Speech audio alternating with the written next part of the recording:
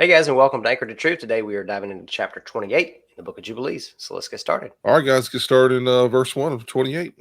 It says, in Jacob, this is speaking about Jacob right now, it says he went on his journey and came to the land of the east to Laban, the brother of Rebekah, and he was with him and served him for Rachel, his daughter, 1 week. And in the first year of the 3rd week, he said unto him, Give me my wife, for whom I have served thee 7 years. And Laban said unto Jacob, I will give thee thy wife. And Laban made a feast and took Leah, his elder daughter, and gave her to Jacob as a wife, and gave her Zilpah, his handmaid, for an handmaid. And Jacob did not know, for he thought that she was Rachel. And he went in unto her, and behold, she was Leah. And Jacob was angry with Laban, and said unto him, Why hast thou dealt thus with me? Did I not serve for Rachel and not for Leah? Why hast thou wronged me? Take thy daughter, and I will go, for thou hast done evil to me. For Jacob loved Rachel more than Leah, and Leah's eyes were weak, but her form was very handsome. But Rachel had beautiful eyes and a beautiful and very handsome form. And Laban said to Jacob, It is not so done in our country to give the younger before the elder, and it is not right to do this, for thus it is ordained and written in the heavenly tables. But no one should give his younger daughter before the elder, but the elder one giveth first, and after her the younger, and the man who doeth so, they set down guilt against him in heaven. And none is righteous that doeth this thing, for this deed is evil before Yahuwah. And command thou the children of Israel that they do not this thing. Let them neither take nor give the younger before they have given the elder, for it is very wicked. And Laban said to Jacob, Let the 7 days of the feast of this one pass by, and I shall give thee Rachel, that thou mayest serve me another 7 years, that thou mayest pasture my sheep as thou didst in the former week. And on the day when the 7 days of the feast of Leah had passed, Laban gave Rachel to Jacob, that he might serve him another 7 years, and he gave to Rachel Bilhah, the sister of Zilpah, as a handmaid, and he served yet other 7 years for Rachel, for Leah had been given to him for nothing. So what's really interesting is we see from the last episode when we were looking at the end of chapter 27, we see him on the journey. We see him he lays down the rock. He has the vision and the dream. He anoints the rock with oil, and then fast forward, and he went on his journey to the land, and his brother, in the land of the east to Laban, the brother of Rebekah, and he was with him and served for Rachel. So it just goes immediately like, oh, he just got there, So I thought that was kind of interesting how this story we talked about on the last one, how long the journey was, and we had the cool little map up, and like, wow, this is gonna take forever. I guess it took so long. They was like, we don't need to talk about it. It was just this guy walking for a really long time. Don't worry. After he saw the vision, nothing else cool happened. It was just a long walk. So we get here, and immediately gets into the story. And one that we're probably familiar with Rebecca and Leah and how they all worked out. And I think there's some nuggets that we're going to pull out of this today that it's something we probably haven't viewed before, or some concepts that are going to be really interesting to add to the story. Yeah, I think so. You guys think there was a Buc-ee's on the way there? No, they definitely would have written about that. Right. Yeah. Have you been to a Buc-ee's? You know I could that. water 37 camels at once. Too funny. Okay, so in verse 1, it says, served for 1 week. Obviously, this is a reference to 7 years. And you can read about that in Genesis 29:1. Mm-hmm. So yes, this 1 week is a reference to 7 years. In verse 2, it says, Give me my wife, for whom I have served these 7 years. It almost seems to me this was he was ready. Let's just put it like that. He was ready. I don't know if he was like, all right, come on. I don't know how serious he was about this, but it doesn't seem like, okay, well, it seems as if 7 years have passed, so let's go ahead and, work on the details, get everything worked out. This is give me my wife. Now, bro. Can you imagine seeing this beautiful woman for 7 years? Yeah, that's your motivation for every day, getting up and sweating out there in the field and taking care of all the animals, and in the back of your mind the entire time was like, man, she's gonna be mine. Yep. Well, not to mention, I mean, we talked about previously how old he already was without having taken a wife or Mm-hmm. entertained any of these conversations. So he's like, "Hey, listen, every minute I have to wait past this is a problem." You know, Right. and not literally, but when he goes into that situation saying, "Hey, mom sent me. This is how this is all supposed to go down," and when now we're starting to add in more complications and more stipulations, this isn't fun anymore.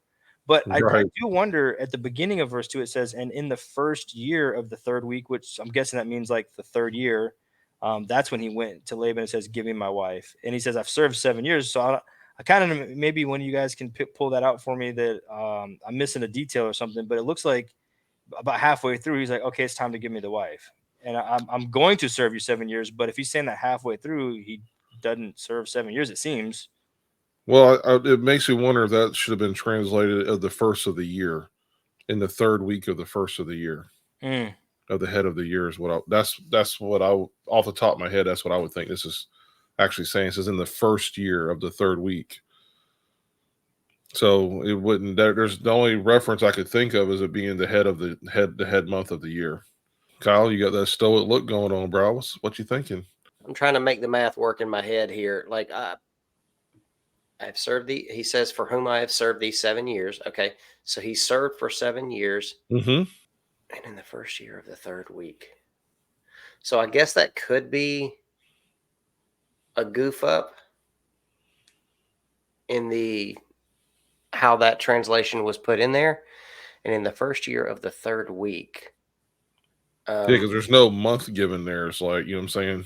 Yeah. That's why I would think it's speaking of the first of the year, the head month. In the first, maybe that's, I don't know, maybe that's supposed to be first month of the third week. The third week of the first of the head of the year, basically. Yeah. I don't know. It's interesting. Yep. All right, guys. So if you got any comments, you can help us out on that one. If you're one of these, gurus that understands the words that are used there for a year or month or weeks or even days, how that would work out, what this might be a reference to here, if we're just misunderstanding this or what, you please leave it down below, because that would be a big help. It seems to me as if 7 years have passed and this is a little bit of time has gone by. At least 3 weeks have gone by. And he's like, all right, give me my wife. Yeah. Right. Like 7 years has been up. Give me my wife, kind of thing. Right. So it's been a few weeks past the 7, at least in my mind. But it just makes me wonder if he hasn't waited, I don't know, even longer. I don't know. Curious. Yeah. Yeah. Because he said he served the 7 years. So unless that's the time frame of when he first got there, maybe that's when it was.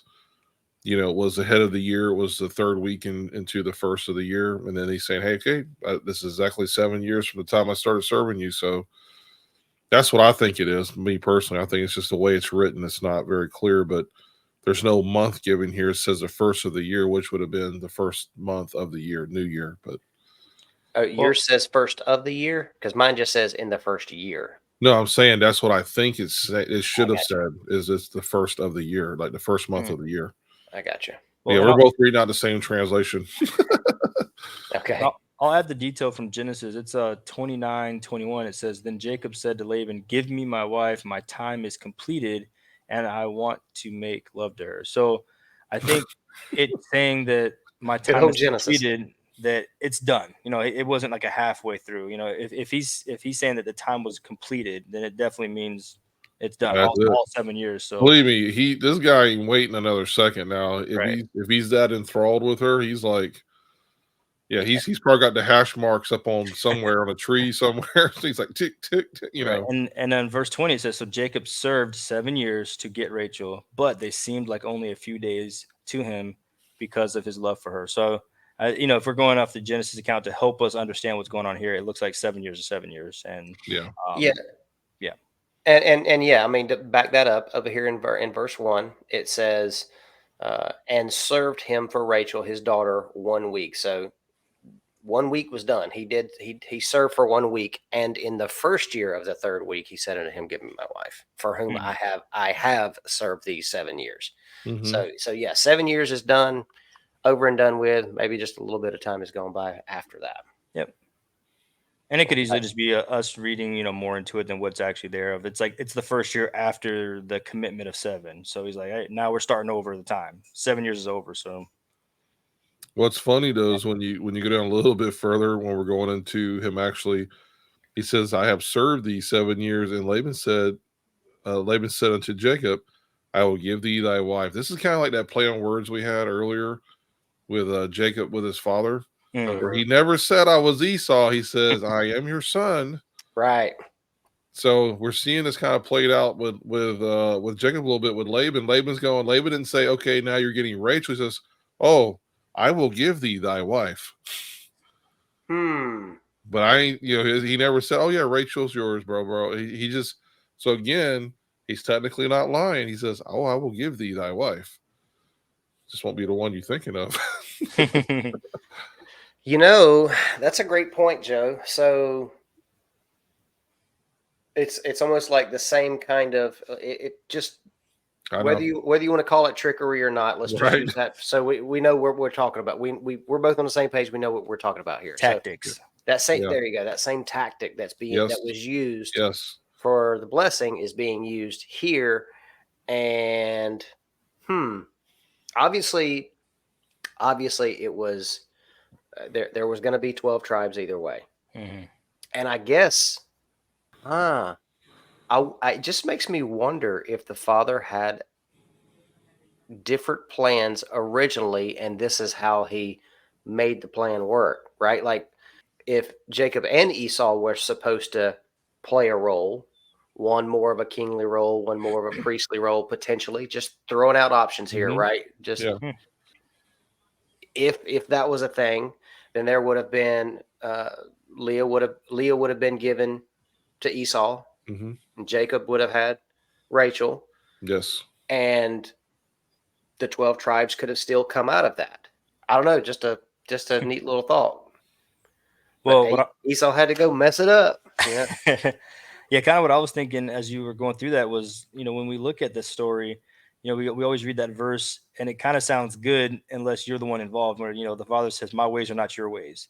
So Jacob's ways were, I want the pretty girl who was very, very handsome in form and had bright, shiny eyes. That's what Jacob liked. He liked what was visually appealing.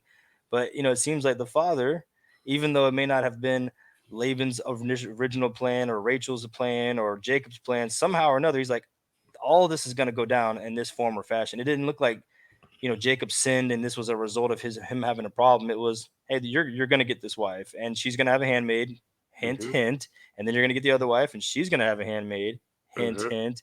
So it's almost like, the father's putting before him what's good and correct. And it's almost like, yeah, I know what your ways were, Jacob. Of course you wanted Miss Rachel, duh, but this is how this is going to play out. So I wonder if that's even a factor in that too, that God just had a different plan. Yeah. And I mean, the father knits us together in our mother's womb, right? So, and it's not like they had, completely different DNA or anything. Mm-hmm. So I just think that's really cool. Yep. Father's like, look, yeah, man can make many plans, but the father's will, purpose will prevail, right? And he's Very like, yeah, by the way, Miss Rachel cannot have 12 kids. You're gonna need some help. Oh, too funny. We might have some viewers that's got that many kids. I don't know. Our children. Yeah. They're out there. And Jacob was up there. Yeah. Well, ultimately, it's kind of interesting because there's a few different takes on this, so we can all look at this from different angles and speculate a little bit on here. Because again, when we go back to the deception, if you want to say it, or the trickery, or whatever you want to call it, with his father, Tactics. we I like that. yeah, you like what Jonathan used the word tactics earlier. I tactics? like Yeah. that. Yeah. So it's kind of interesting that the same tactics are played out again, Mm-hmm. and so right or wrong or whatever you want to say is, poor Jacob. I was like, here, look, you are a patriarch, and this isn't going to be an easy road for you. There's going to be this is family, bro. And again, I said this before in another recording. It's God has to deal with us. he's like, man, I got to work through some imperfections here. I got some family drama going on here. I got, okay, this is the way it's playing out. All right. So when we get to the other end, it's like, sorry, but this is going to play out in a similar way for you because this is the road that you chose to take. Mm-hmm. So I don't know in the scheme of all that, if this was all God's will 100% that this is going to come out the way it did. But all we do know is this, that the way that it does finally manifest is we do get the 12 tribes through 4 different women. And so in all of that, Abba has to have some seal of approval on this or they're messing up. Mm-hmm. You know what I'm saying? So, but it's just interesting again that when we look at this, he says, I will give thee thy wife. But it's funny because he never says a name. So therefore, he's not lying. I'm going to give you a wife. I'm going to get you nice and drunk. And we're going to have a big old party. And when you wake up the next morning, it's going to be the record scratching. Whoa, what happened? Right. What's going on here? Well, and you can see the result of it. Jacob turns around and says, "Why hast thou dealt thus to me? Like, what's up with this? Did I not, follow the command? Did I not? We didn't have an agreement. I served for Rachel, but you gave me Leah. Why has thou wronged me?" So you can see that Jacob definitely felt wrong. Call them tactics. I'm sure Isaac was thinking the same thing. Hey, I hear the tactics, but at the same time, you definitely brought me soup that didn't make any sense. So, and same thing now here with Jacob. You definitely brought me a wife that doesn't make any sense. When you look at it from that perspective. But I wonder why in the rest of that sentence it goes on to say, "Take thy daughter and I will go, for thou hast done evil to me." Is he almost just saying, I annul this marriage because this wasn't in proper form and fashion? This isn't what we agreed upon, so take her back. I'm out of here. Is that what you guys are reading into that? That's what it sounds like to me. Well, it sounds like Jacob's having a moment. Yeah. So he's having a moment. He knows better anyway. She's already went into his tent. And we know what happens there, okay? Because the beginning of verse 4 says, and he went into her, and behold, she was Leah. So the deed's done. You're married. Sorry, son. This isn't a matter of now I'm just going to give her back to you because that's even improper. That's not an improper thing to do on top of everything else. So he's just having, I think he's having a for real human moment here where he's just really mad. And he's like telling his father-in-law, like, man, you did me wrong. Here's your daughter back. And think about it. You worked for 7 years with an anticipation of the one, and then you wake up the next morning with the other. Well, not only that, like he's 60 plus years old, and was a virgin himself. Yes. So, and you're holding out for your wife, and you think this is going to be your wife, and you come to find out it's somebody else. Yeah, he's probably very, very upset in this moment. That's a good point. Yeah.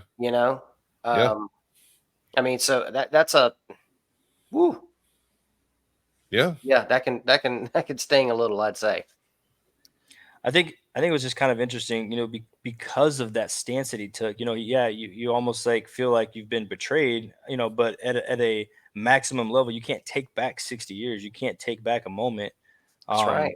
But at the same time, it's interesting because when you go into verse 5, it's almost like it wasn't like God sent her to him and she was heaven sent and just was the perfect spouse that they met. It was like he goes on in 5. It's like, yeah, she had beautiful eyes and she was very handsome in form. Like, so I wonder if it was, he knew that it was about that time. He knew that he was following mom's instructions, but whenever he got there, he was like, I like you.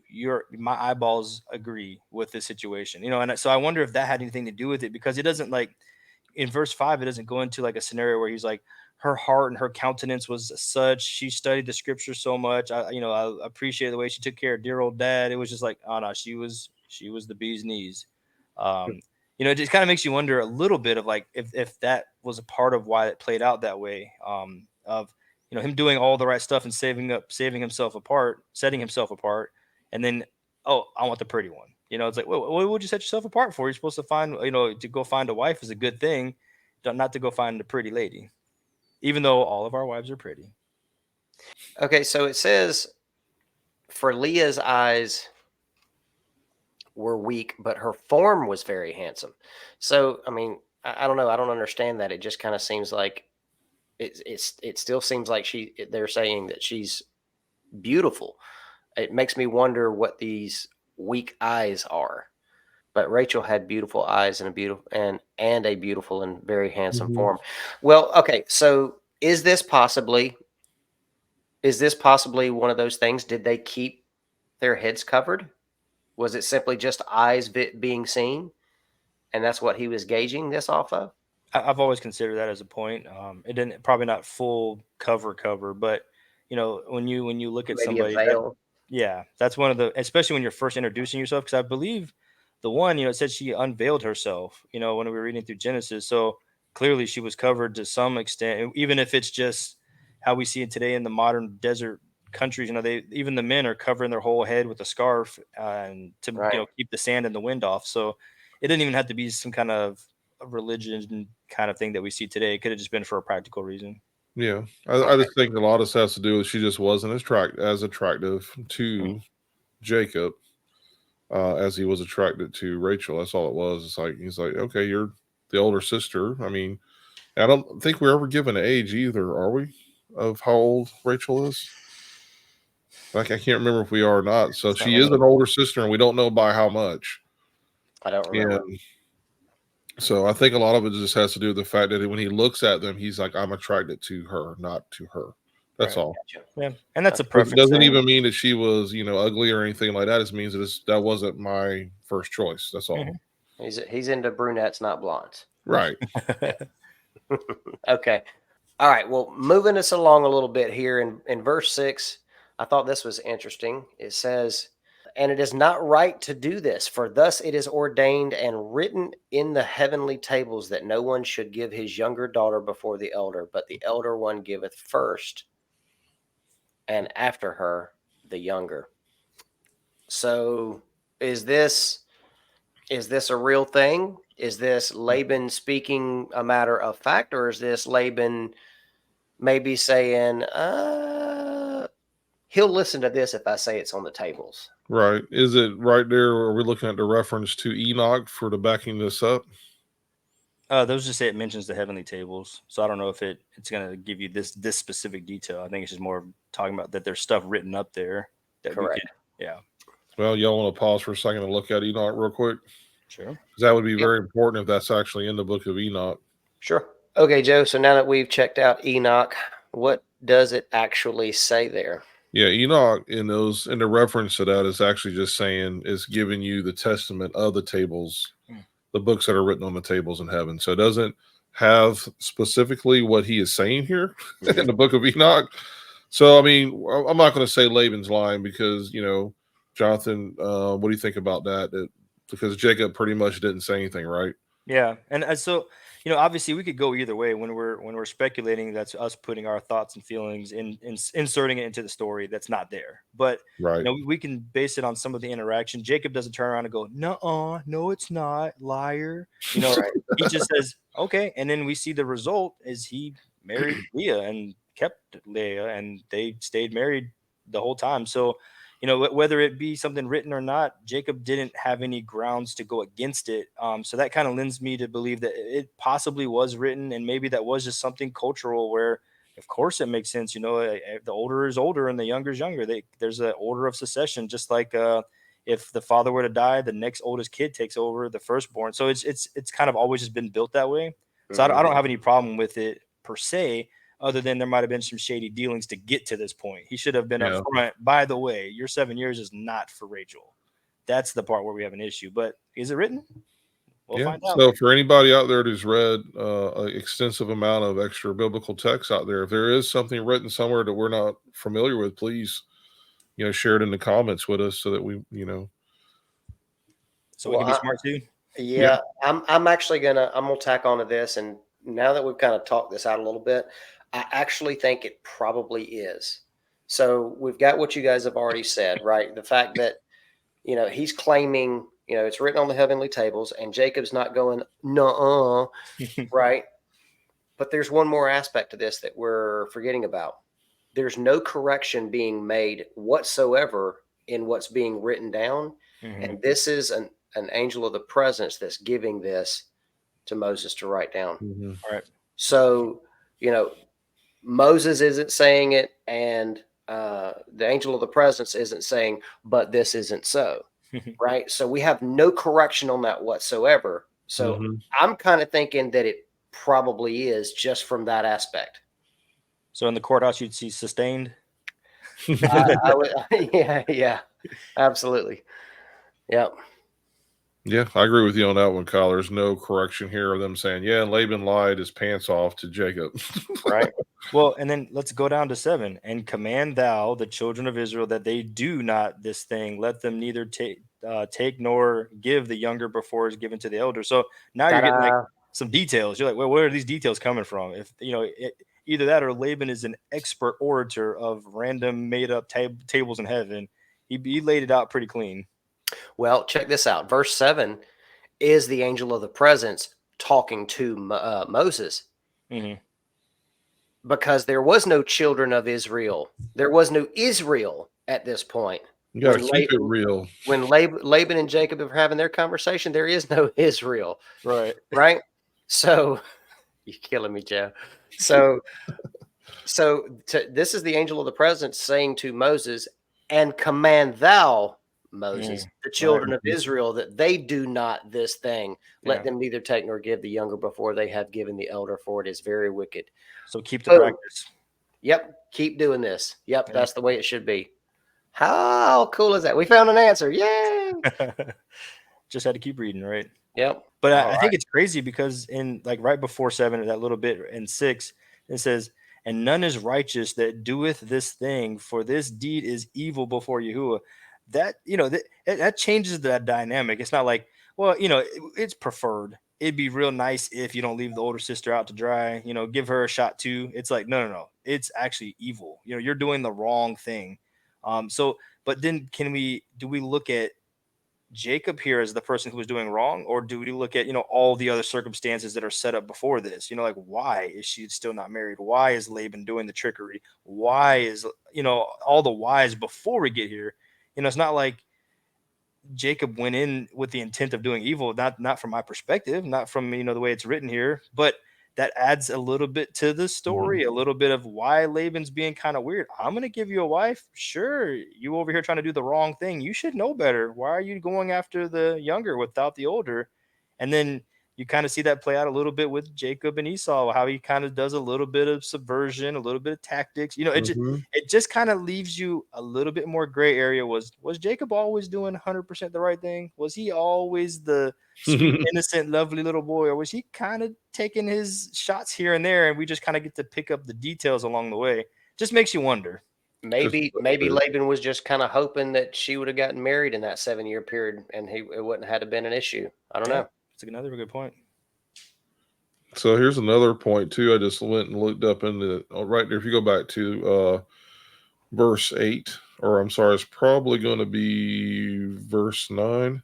Or anyways, that whole section there. Laban said to Jacob, let the 7 days of the feast of this one pass by, and I shall give thee Rachel, that thou mayest serve me another 7 years, that thou mayest pasture my sheep as thou didst in the former week. So when we go to the law, though, that was given to Moshe, the instructions in Leviticus, let's see, that's 18:18. It says, and you shall not marry a woman in addition to her sister as a rival while she is alive to uncover her nakedness. So, quick question. You said as a rival? Right. I wonder if that's the distinction in there. Like, not to say so much you couldn't marry the sister, but don't marry her as a rival. Here's what I've learned. This is me personally on my journey. That a lot of things that happen that we all kind of go like this a little bit. If we go back to the Mosaic law that was given at the time, it's like there's some things that change. And so I think this is one of those, as you're kind of going through life, it's kind of like, well, maybe this isn't such a good idea. So how about we go ahead and add this in there now because we saw how it played out here. And so that's why I'm thinking that maybe that's what it is. I'm not sure, but because it would be hard for me to believe that this was a law then, and then they were breaking the law, breaking the law, but to make this happen. So some of the things that get written in later, I think also it said that you in the Torah that you're not allowed to marry your father's brother's daughter. Hmm. I think that became a stipulation also. If I'm wrong, guys, help me out on that one online in the comments. But but what we have here is everyone who's marrying her say, hey, go see my brother Laban. So you're marrying your first cousin, right? Am I right on that one? Technically, it's gonna be your first cousin you're marrying. So you're marrying your first cousin, but then when we get to the Torah that's given later, there's specific instructions given not to marry your father's brother's daughter, Right. or something like that. So that's something I think as the patriarchs, their lives are playing out, the things that aren't working so well, I think God down the road goes, you know what, we're gonna not do that again. So let's go ahead and write this into it so that it doesn't happen. Yeah, I think there's a good reason for that for both of those. One, I think the aspect that the part about not taking your two sisters as wives part. I know there's that little caveat, them being Rivals. rivals. Thank you. That's the word I'm Mhm. looking for. But I'm sorry. I don't care what two women it is. They're gonna be rivals if they fighting over the same man. You know what I mean? Like there's gonna be some rivalry going on there, whether they're just upset about it or not. There's some rivalry there, right? There's some issues. So that's one aspect of it. The other thing is, I think what happened during the what we call the Mosaic Law time frame. I think what has happened there is Father said, okay, clearly y'all aren't going to do this the way it was supposed to be done. So let's give you some additional information here, and y'all just keep to this, and we don't have to worry about the mess happening. And not only that, we have DNA over time that evolution teaches that DNA changes, improves over time, where what we actually physically see scientifically is that things devolve. Yeah, Things we're go in a downhill. state of entropy right now with our DNA. So he tells us, okay, don't marry your first cousin. There's a reason, right? So, and there's still a few little small towns here and there spread across this country where that still happens. And, it don't turn out great usually. So, yeah, don't marry your first cousin. Unless she's real purty. She purty, Paul. Can I keep her? Got me a wife this past weekend. Where'd you meet her? Family reunion. You know who she is. Okay. Yeah. That's probably my father told me not to look into the family tree. I said, "Why, Dad?" He said, "Some of those branches don't branch out." Oh Lord. Heaven help us. Yes. Okay. All right. Verse 9, we have 7 days of the feast. That's pretty cool. All we get now is just a stinking reception that's super expensive. And everybody's eating your food, yeah, drinking all your drink, and then rolling out. That's it. I know when my wife and I got married, I don't think either. I know I didn't eat. I don't think she got to eat either. Like we had all this food and we didn't even get to eat any of it. I ate. You ate? Oh yeah. Well, think about this too, because Jacob might have been a Debbie Downer at this point, because it's like a whole week of the wedding feast. He's like,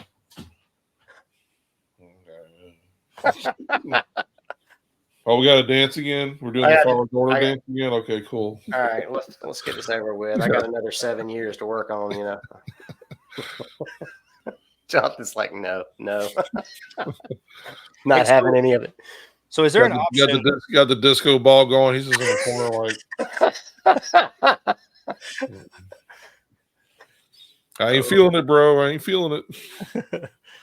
Third camel race this week. But yeah, so when we look at the days of the feast, I'm guessing it's talking about the wedding. But is it possible it's talking about like a Sukkot or Passover? Because I was wondering the same thing. I don't really, the connection to the wedding is there, but it's like there's some time that's passed, and it's like different events the way it's labeled. So it's just curious to see if that's a possibility there. Yeah, we might want to dig into that.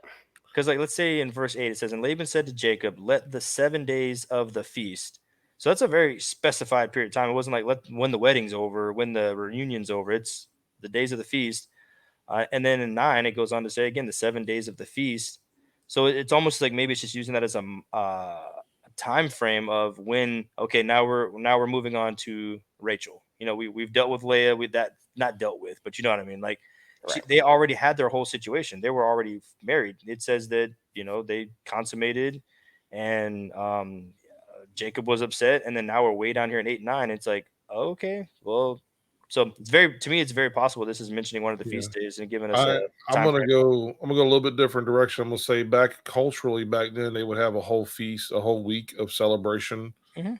during the time of a wedding. I don't think this is during the feast time. Now, if we go back to the beginning of in verse 2, where it says the third week of the first of the year, kind of might give us some indication, because if that's true, That's we're unleavened bread. coming right out of Passover into unleavened. And so you're at the end of basically the end of unleavened at that point, I would think, after the third week, roughly. So I don't know where in that we would find another feast day, though. Yeah, that was the one that was actually using was unleavened bread, and because it goes in to say when that feast had passed. So it's almost telling you that okay, and the third week, that's day 21. Well, Passover's on the 14th. It's over on 21, 22. So to me at least the time frame lined up. Yeah, it could possibly be. But here's the thing, too, guys. He didn't work in my opinion, he didn't work another 7 years to get Rachel. He was given Rachel right after those 7 days were done. After Right. those 7 days were done, right? There Yes. had to be that, not just It's like you got to give her moment. You can't go in there and ruin Leia's moment here, okay? Or Leah's right, moment. right, right, You got right. we're doing all this to the book.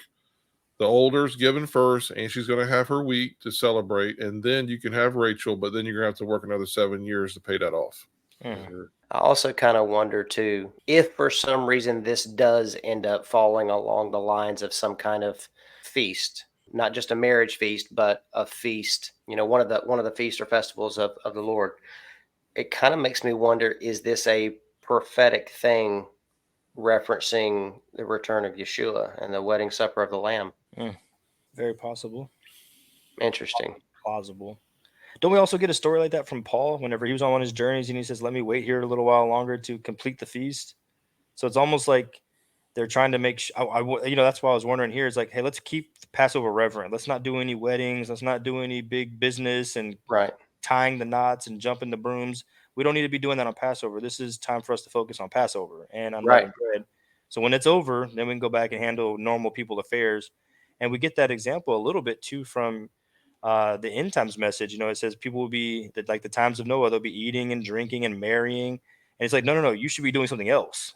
So That's right. I kind of put all those pieces together and was really making this interesting thought that might be in my own head, but it was interesting to see how that could plug into here and see why they would have said, let's put everything on pause, like Paul, like the situation here, and see if that's why there was a express time period given. You know what's funny? I mean, not to go too far ahead of the story, what's kind of funny with Laban, though, is Laban sitting here basically quoting scripture to him. But then later on, he wants to know where his idol's at. Right. Hey, what are you double dipping here, bro? Like you walking the line? I mean, what's going on here? You trying to cover all bases? Like you're being like, righteous Ricky over here, telling all the, well, don't you know it's written in the heavenly tablets? Well, it's the You same don't thing want to today. sin now, do you, Jacob? Do you? When it's convenient. Exactly. Yeah, but all of a sudden, then later down the road, you got your idols are missing. And you're all like, coming unglued. So I don't know, man. I still see a used car salesman every time I think of Laban, though. What do I Okay. need to tell you to get you in this car today, or get you this camel today? All right, so he got Rachel after the wedding feast, all that kind of good stuff. He got Rachel and then served the 7 years after he got her for her. Right. And then there's a statement at the very end of verse 10, and I wanted to see what you guys thought about this. The statement says, "For Leah had been given to him for nothing." Now, what does that mean to you? Well, I'll give you my opinion. I think there was a contractual obligation and the contract was null because what he went and signed up for, he didn't receive. So he said, well, that's those 7 years didn't get me what I wanted. Those 7 years didn't accomplish the goal. So I'm going to do another 7 years that will accomplish the goal. So this is going to be a more correct 7 years. So those other 7 years, those apparently didn't even count because I didn't get what I wanted. I didn't get what I came for. And I don't think it's diminishing Leah. It's not making her less than. It's not saying women are bad or anything. It's just in his own mind. I said I was going to work for 7 years to get A. I got B. So, okay, well, that didn't count. So let me go back and start over again and make sure this time I check the T's, check the I's, make sure I sign at the bottom and verify this is what we're talking about here. Okay, this one is my 7 years for Rachel. Right. So basically, he served 14 years for Rachel, and then Leah was she came along with the package deal. Is the way I'm reading it. So again, I don't think it's a cut on Leah at all. I mean, it's just he's saying this wasn't part of the deal. It's like you said, Jonathan. It's like this, because in 10 because he didn't work for Leah, so she was given to him for nothing. He didn't work for her. Exactly. Yeah, because in 10 it says, and he served yet other 7 years. And I thought that was really weird. It reads crazy because, you would think yet another, which would be an addition to, but others just different. You know what I mean? Like a different 7 years. And I was like, that's an interesting way to read that. So kind of going back into it and using that word at least to maybe get an indicator. I thought that was a detail that I didn't want to miss. I mean, help me out with this. So I wonder if this is just a play on words. So it should just say another instead of other. And he served yet another 7 for Rachel. So that's what I'm trying to say. So we have a total of 14 years here. So again, I don't know if it's a typo or if that's the way it was translated or whatever it is, but it seems kind of weird to say that he served yet other 7. Where I guess in our time we would say another 7. Both are possible. So what you thinking there, Kyle? Your brain's moving. I can see it. Yeah. So we know some things happen when they get ready to leave after the next 7 years, right? Right. There's the issue of the goats and all that kind of stuff, separating the herds and all that, right? And Jacob comes out of this deal very blessed. I think that Jacob was in a position where he could have said, "Look, I'll take Leah, but you're going to give me Rachel because that's the contract that I had." I think he's in a position where he could have done that, right?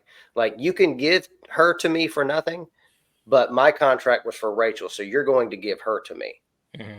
And notice they didn't wait. He went ahead and took care of that. So essentially, he had only worked 7 years when he got both of them. Yes. Right? So he had been given Leah for nothing. It was a freebie. And the additional 7 years that he worked, and I say freebie, forgive me, I'm not trying to be crude about, the situation, but the additional 7 years that he worked, I almost wonder if it was one of those things where he said, okay, if I'm going to, I'm just kind of playing this out in my mind. Okay, if I'm going to take on 2 wives now and they're 2 handmaidens, that's double the responsibility of what I had planned for. I better be a little more prepared. And if I stay here another 7 years, I will be much better off financially and all this other time, right?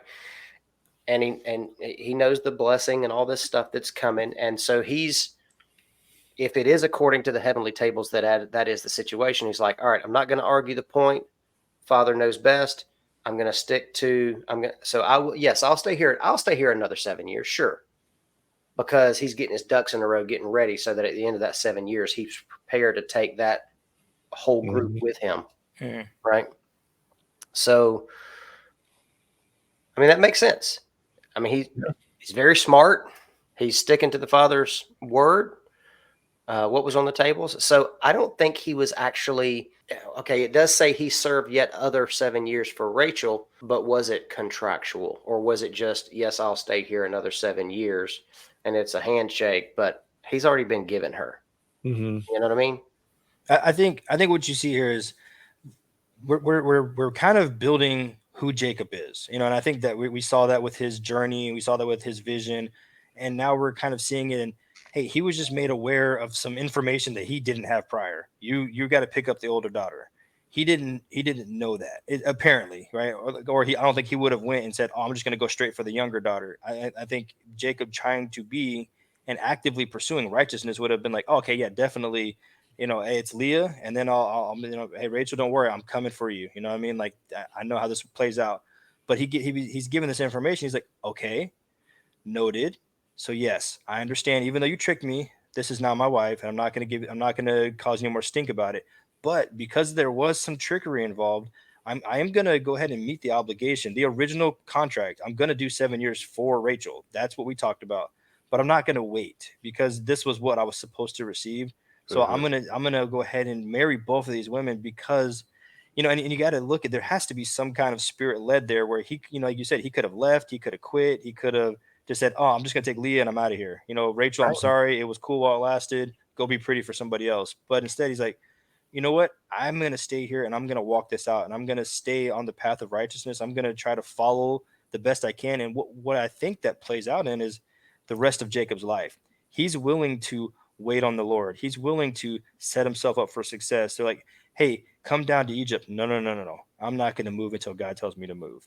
Hey, go ahead and do this. Okay, because God said so. So I think what we're doing is we're building his character right now in these moments of, you're getting to see truly like where his heart's at.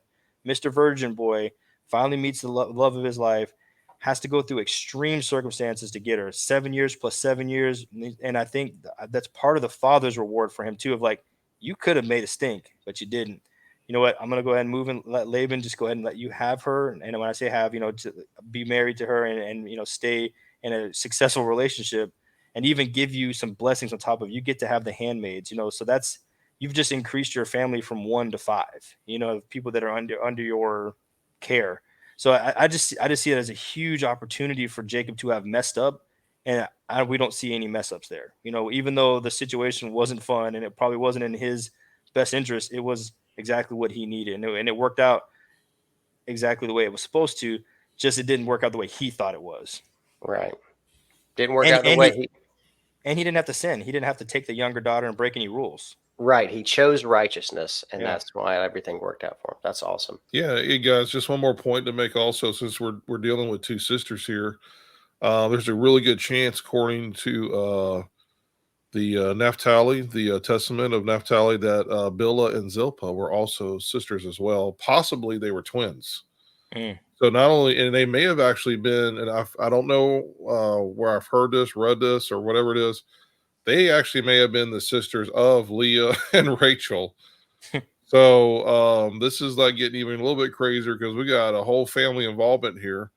Regardless if they were sisters of Rachel and Leah, the fact that we have two more sisters though that are being involved in the situation kind of adds more to maybe that's why this is later in with the Mosaic law that, hey, the whole sister thing, we just need to stay away from that. So just kind of want to add that in there for you. And if I'm sure a lot of you guys who've dug into this, probably even more, please share in the comments with us what you know or what you think about that. It'd be awesome.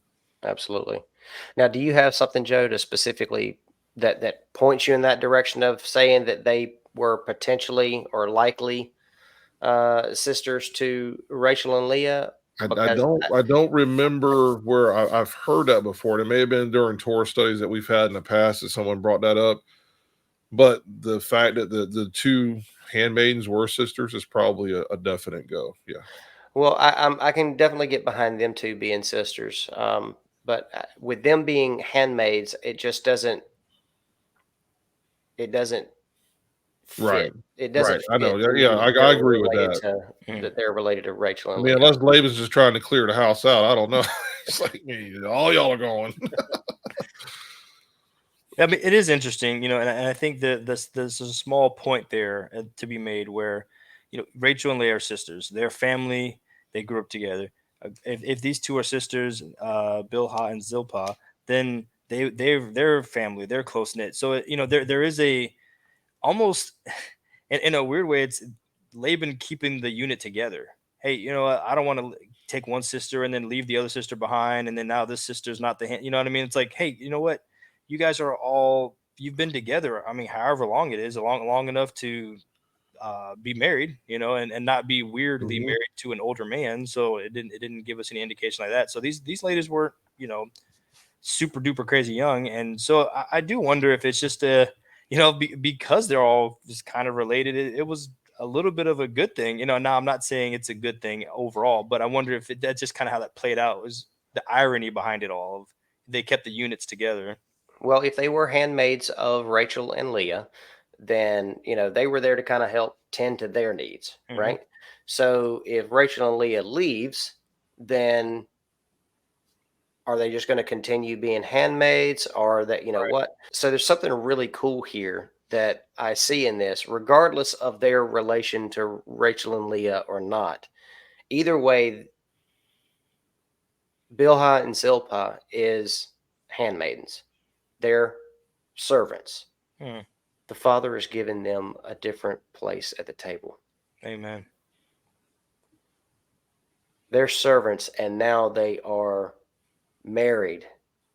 Themselves are getting married later on in this, obviously later in the story, but they're being taken as wives as well to Jacob. They are promoted to equal to Rachel and Leah. How cool is that?